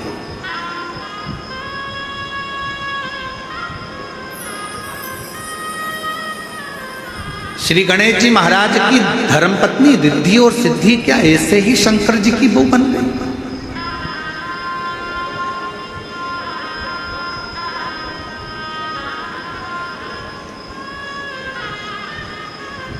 क्या माता लक्ष्मी ऐसे ही भगवान विष्णु की अर्धांगिनी बन गई? क्या ब्रह्माणी ऐसे ही ब्रह्मा जी की अर्धांगिनी बन गई? क्या पार्वती ऐसे ही शिव जी की धर्मपत्नी बन गई? ना ना, इन्होंने जो परमार्थ किया है, इन्होंने जो जनमानस का कार्य किया, पूरे जगत के उद्धार का जहां क्रम आया, तब जाकर ये अच्छे सिंहासन पर बैठी। आपको यदि कोई कुर्सी मिली, पद मिला, प्रतिष्ठा मिली, सम्मान मिल रहा है, आदर मिल रहा है, सत्कार मिल रहा है, तो समझ लेना कि तुमने पूर्व में और इस जन्म में कोई किसी का भला करते रहे होगे तो भगवान ने आपको उच्च पद पर लाकर बिठा। अब मौका दिया है परमात्मा ने, ये कुर्सी, ये पद, ये प्रतिष्ठा, ये सिंहासन तुमको दिया क्यों है कि इस पर बैठकर फिर कुछ अच्छा करना, जिससे आने वाले समय में और उच्च पद पर बैठो, फिर कुछ अच्छा करना और ऊंचाइयों तक जाओ। अपने द्वारा परमार्थ का काम, स्वार्थ का नहीं। जहां स्वार्थ आ गया परमार्थ दूर हट जाएगा, परमात्मा दूर हट जाएगा।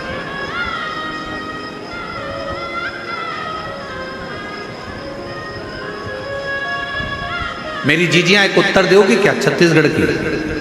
अरे बोलो तो जम के, दे दोगी? ठीक है। किस घर में अन्नपूर्णा रहती है? 2 घर बता रहे हैं हम आपको। सदा अन्नपूर्णा महारानी किस घर में रहती है, आपको उत्तर देना है, ठीक है? 2 घर बताएंगे आपको, शांति। 2 घर आपको बताए जाएंगे, आपको बताना है कि अन्नपूर्णा किस घर में रहती है। पहले नंबर का घर जिसमें बहू, घर की नारी, घर की स्त्री, घर की बेटियां भोजन बनाए और भोजन करने के लिए घर में 10-12 लोग आ रहे हैं, 15 लोग आ रहे हैं, या घर में 10 लोग जीने वाले हैं, या कोई फंक्शन है और घर में खीर बनी, हलवा बना, भजिया बना, अच्छी कोई सब्जी बनी। सब्जी खत्म होने वाली है, भजिया खत्म होने वाला है, हलवा खत्म होने वाला है, पूड़ी खत्म होने वाली है, और घर की नारी ने, घर की बेटी ने, घर की बहू ने, घर की माँ ने सब्जी भरकर एक कटोरी अलग से छुपा के रख दी कि अब ये मेरे लिए है, मैं। दूसरा घर की बहन, बेटी, माता, बहू, घर की बेटियां, बहुएं, घर की माताएं भोजन बनाई। घर में भोजन करने वाले आए और मालूम पड़ा भोजन में सब खत्म होता चले जा रहा है। किसी ने कहा तेरे लिए थोड़ा सा रख ले, अब तो इतना सा ही बचा है, तो भी उसने कह दिया नहीं, इसमें 3 लोग और खा लेंगे, उनका पेट भरा जाएगा। अब निर्णय देना है मेरी छत्तीसगढ़ की जीजियों। 2 घर बताए, पहले नंबर का अपने लिए कटोरी में भर कर रख दिया, और दूसरे नंबर का कि ये भी जाने दो, वो खा लेंगे तो मुझे तृप्ति हो जाएगी। दूसरा कौन सा घर इसमें अन्नपूर्णा? कौन सा? दूसरा, ये खा लें, जितना मेरे लिए मत रखा, मेरे लिए मुझे नहीं बचाना, मेरे लिए मैं अलग से बाद में हो सकता है बना लूंगी, पर अभी तो जो जजमान आए हैं, दरवाजे पर आए हैं, जो भोजन करने बैठे हैं, इनका पेट भरा जाए। ये भर गया, मुझे थे उसमें मुझे तृप्ति है। स्वार्थ अपने लिए कटोरी भरकर रखता है और परमार्थ दूसरे को देकर खुश होना सिखा दे।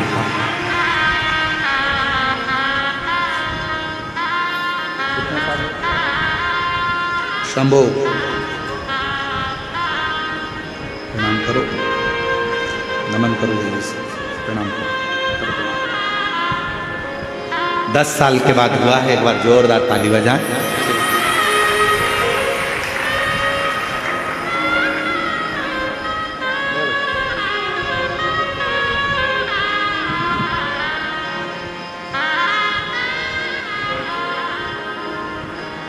स्वार्थ और परमार्थ में यही है, ये बहुत बड़ा।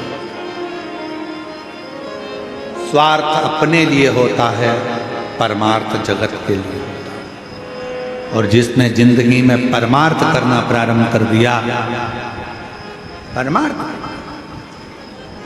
कितना सुंदर कहा है, कितना सुंदर।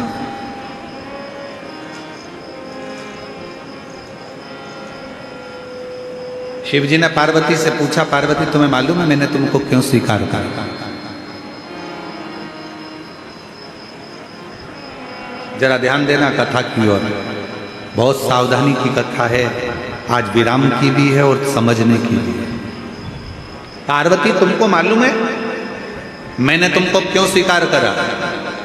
मैंने तुम्हें अपनी अर्धांगिनी क्यों बनाया? तुम मेरी पूजन जिंदगी भर करती रहती तो भी मैं तुमको अर्धांगिनी नहीं बनाता। तुम पूजन कर कर कर भी मेरे प्राण त्याग देती तो मैं तुम्हें अर्धांगिनी नहीं बनाता।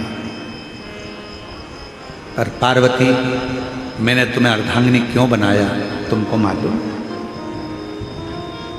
पार्वती जी पूछी कि मैंने आपकी आराधना करी, साधना करी, आपने मेरी परीक्षा ली, हर परीक्षा में मैं पास हो गई, इसलिए तुमने मुझे अर्धांगिनी बनाया?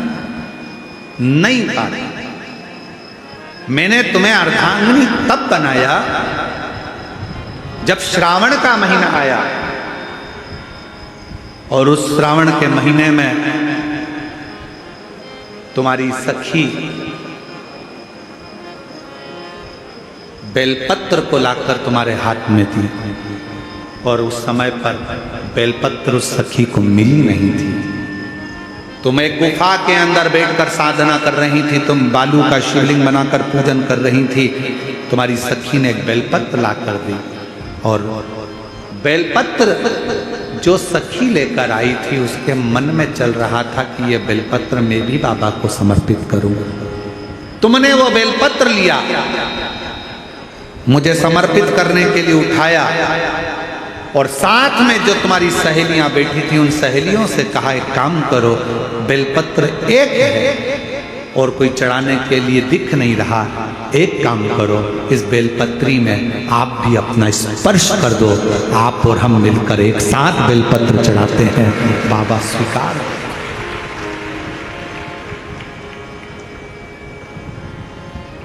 मेरी जीजियों, आपको अगर मंदिर के अंदर शिवालय में पूजन करते समय आपको ऐसा लगे कि पड़ोस वाली के पास में कोई वस्तु की कमी है और उसके पास कोई सामग्री नहीं है, कोई बात नहीं, जीजी आप इसमें हाथ लगाओ। मैं चढ़ा रही हूँ ना धतूरा, आप इसमें हाथ लगाओ। मैं बेलपत्र चढ़ा रही हूँ ना, आप इसमें हाथ लगाओ। ये स्वार्थ नहीं, परमार्थ होगा। आपकी थाली में नहीं है, कोई बात नहीं, आप इसमें हाथ लगाओ, परमार्थ हो, परमार्थ।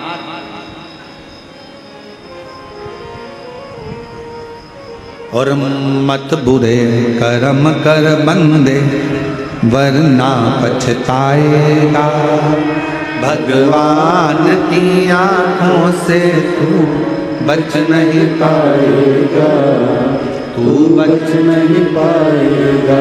ये परमार्थ। गाड़ी जा रही है, उस गाड़ी में आप जा रहे हो, कहाँ जा रहे हो? कहाँ निकुंज जा रहे हो, कथा हो रही है, हमारे पास गाड़ी है उसी में बैठकर जा रहे हैं। अच्छा, तुम गाड़ी में जा रहे थे, गाड़ी में 2 लोगों की जगह खाली थी, तुमने अपनी सहेली को, अपनी फ्रेंड को, अपने रिश्तेदार को फोन लगाया, देखो मैं निकुंज जा रही हूँ, सियोर वाला महाराज आया है, कथा चल रही है शिव पुराण की और देशमुख परिवार उस कथा को करा रहा है, तुम चल रही हो क्या? एक ने मना करा, दूसरे को लगाया, गाड़ी खाली है, चल रही है क्या? दूसरे ने मना करा, तीसरे को लगाया, तू चल रही है क्या? तू चल रहा है क्या? तू चल रहा है क्या? गाड़ी में 2 जनी की जगह थी, आप चाहती तो ऐश से आराम से निकुंभ आती, घूमती फिरती, लेटती करती, पर साथ में 2 लोगों को साथ में लेकर आई हो। स्वार्थ नहीं, तुम्हारा परमार्थ था जो तुमको यहां तक लेकर। चलो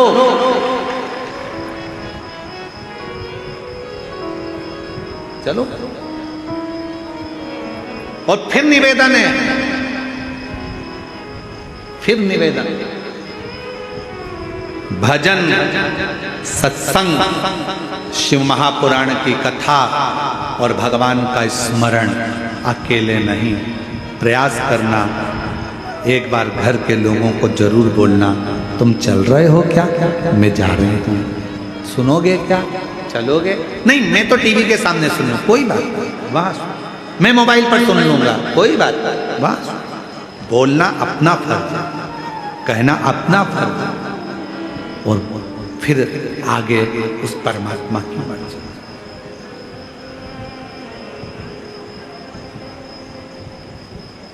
अपना एक ही तो जगह है जहां पर बोलकर जाया जाता है, भगवान का मंदिर, भजन, शिव पुराण की कथा। बाकी की कई जगह तो ऐसी है जहां बोलकर जाया ही नहीं जाता। चोरी करने जाओ तो बोल के जाते हो क्या? अरे जम के तो बोलो। झूठ बोलना होता है तो क्या बोल कर करते हो कि मैं झूठ बोल रहा हूं? पाप करना होता है तो बोल कर करते हो? नहीं, भगवत भजन में, स्मरण में बोला जाता है, बोला।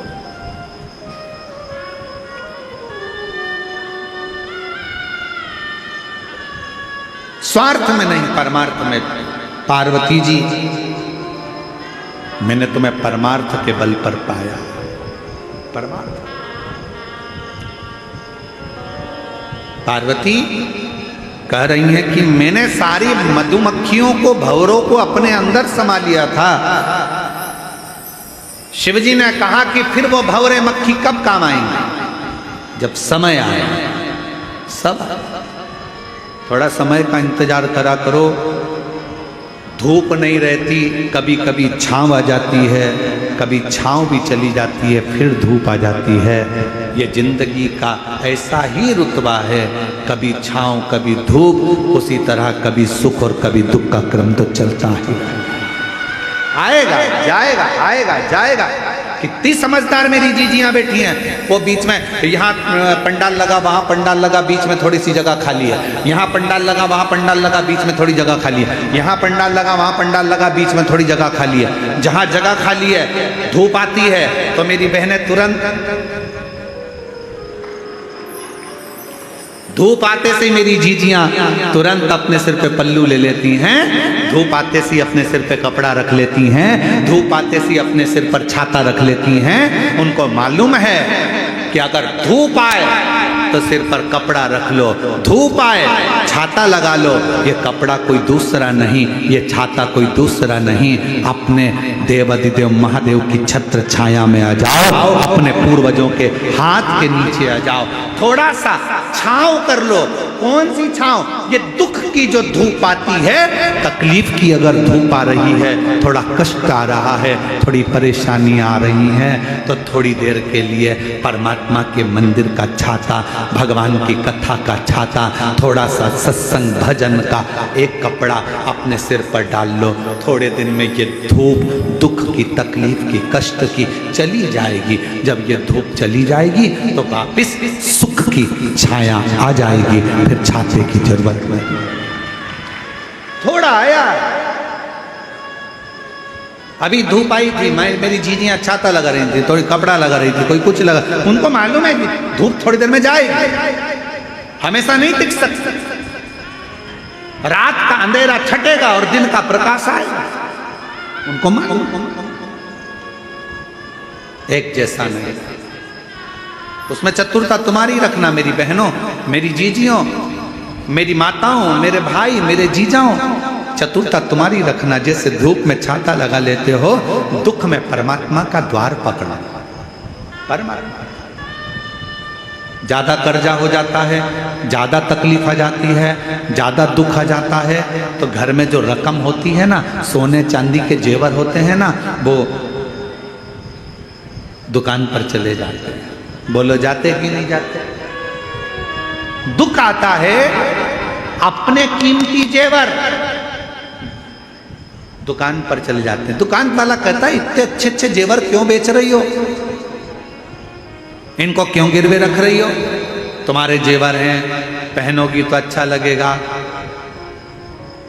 तुम्हारे जेवर हैं भाभी, क्यों गिरवे रख रही हो, क्यों? जब दुख आता है, कर्जा बढ़ जाता है, तकलीफ बढ़ जाती है, तो घर के जेवर दुकान पर गिरवे रख दिए जाते हैं, जिससे हमारा थोड़ा दुख समाप्त हो जाए। याद रखना, घर के जेवर दुकान पर तब जाते हैं जब दुख आता है।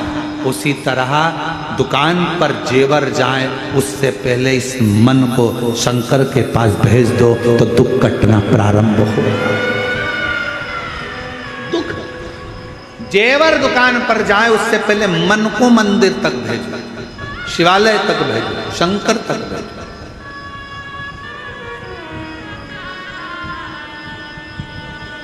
और हे डमरूधर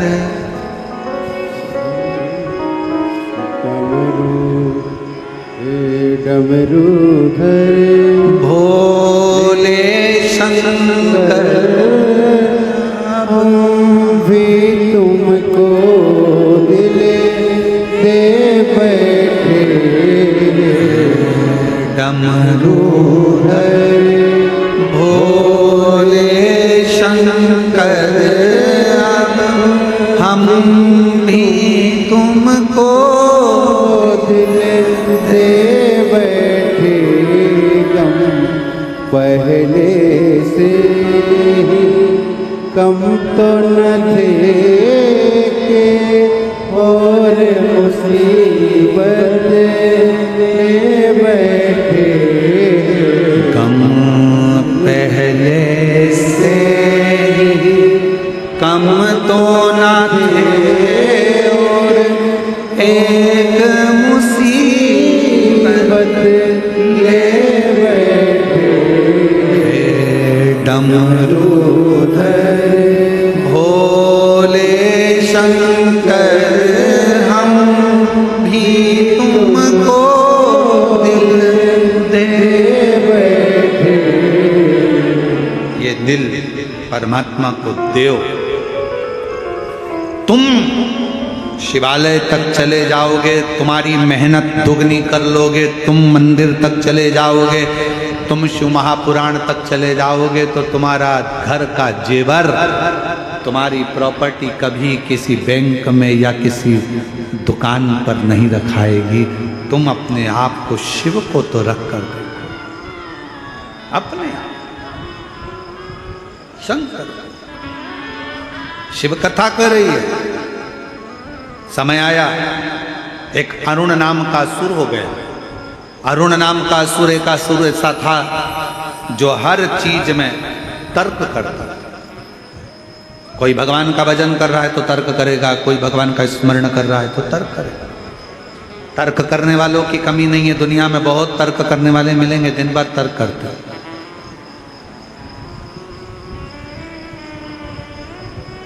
एक तर्क करने वाला व्यक्ति एक भक्त से मिल गया। भक्त जा रहा था मंदिर, वो भी उसके पीछे चला गया।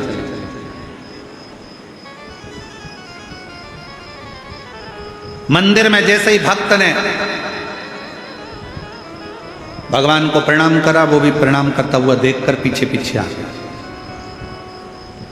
पीछे आया तो तर्क करने वाले व्यक्ति ने भक्त से कहा, तुम जो दिया लगाते हो इस दिए में ज्योति कहां से आती है, मालूम है तुमको?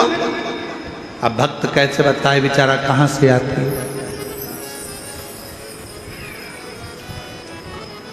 ये दिए में ज्योति कहां से आती है बताओ। उसने जो दिया जलाया, तर्क वाले ने दिया जलाया, दिया जलाकर कहा, बताओ इसमें ज्योति कहां से आती है, इसमें प्रकाश कहां से आता है?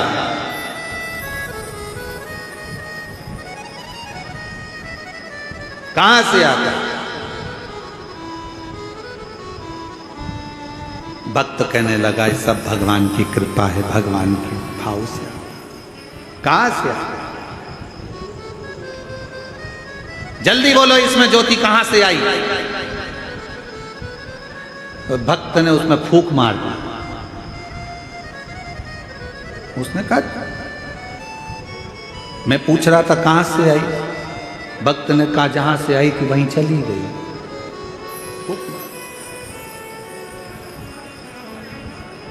आवाज बुझ गई।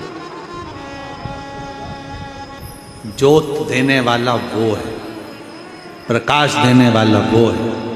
हमें तो केवल लगनता से अपने कर्म को करना है, मेहनत को करना, परिश्रम। फल देने वाला वो देगा। आप करो मेहनत। एक अरुण नाम का असुर हो गया जो तर्क करता था, बात बात में बस क्लेश करना, कोई अच्छा बोल रहा है उसमें से कुछ एक छांट लेना। कोई अच्छा काम कर रहा है उसमें से कुछ बेकार छांट लेना, लोगों को अड़चन देना, लोगों को परेशान करना, लोगों को अपशब्द कहना, लोगों को ताना देना, लोगों को गाली देना, लोगों को अड़ा तड़ा कहना, अच्छा दिखता नहीं।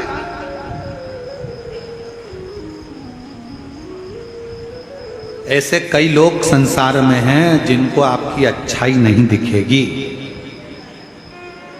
बहू ने रोटी अच्छी बनाई, सब्जी अच्छी बनाई, जरा सी चटनी बिगड़ गई ना तो घर के लोग कुछ सब्जी अच्छी बनी उसका नहीं कहेंगे, रोटी अच्छी बनी उसका नहीं कहेंगे। घर के लोग बताओ ऐसी चटनी बनती है, अपने बाप के घर से ये सीख के आए, ऐसी चटनी बनती है, ऐसी चटनी बनती है। इतने में बहू अंदर ही अंदर कुड़ती कुड़ती बोली चटनी तो अभी बनी नहीं है, अब वो चटनी बाकी। ए भाई, चटनी में अगर स्वाद नहीं है, चटनी अगर बेकार बनी है तो उसको छोड़ो। जो रोटी अच्छी बनी है, सब्जी अच्छी बनी है, उसका तो गुणगान करो कि सब्जी अच्छी बनी, रोटी अच्छी बनी। पर तर्क करने वाले, गलत बोलने वाले, गलत विचार करने वाले, गलत संबोधन करने वाले अच्छाई नहीं ढूंढते, वो हमेशा बुरा ढूंढते हैं। इसने ऐसा बोल दिया, उसने ऐसा कर दिया, बहू ने ये कर दिया, सास ने वो कर दिया, इसने ये कर दिया, उसने वो कर दिया। दिन भर अरुण का काम था, एक अरुण नाम का सुर तर्क पर तर्क करता था, गलत विचार करता था। समय आया, देवताओं ने विचार करा कि ये तो मरने वाला नहीं, देवताओं को परेशान कर रहा है। तब सारे देवताओं ने देखा अरुण ने मांगा क्या है।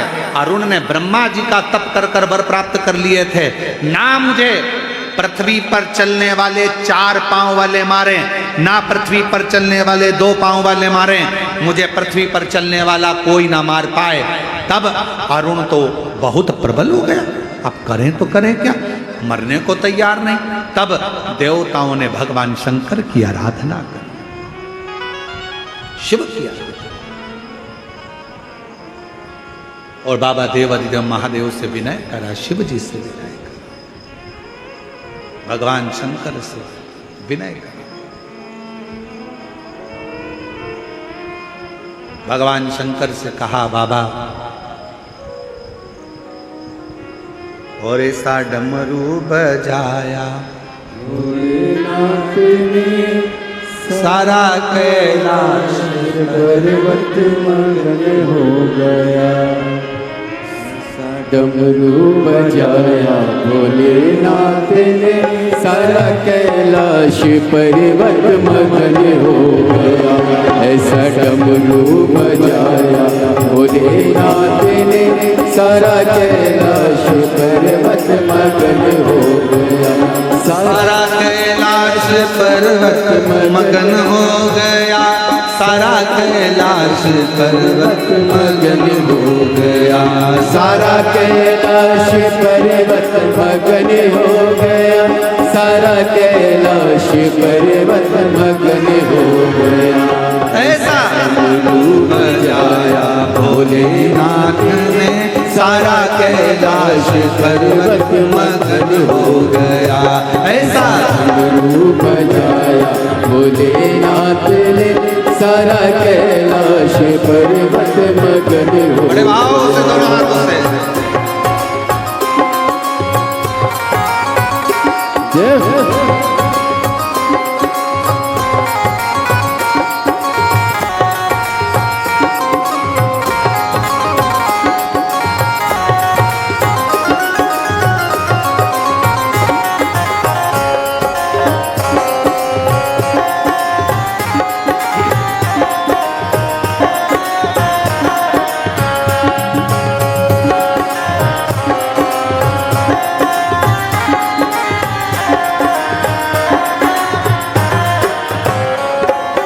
डमरू को सुन करके गणपति जी आए, डमरू को सुन करके गणपति जी आए।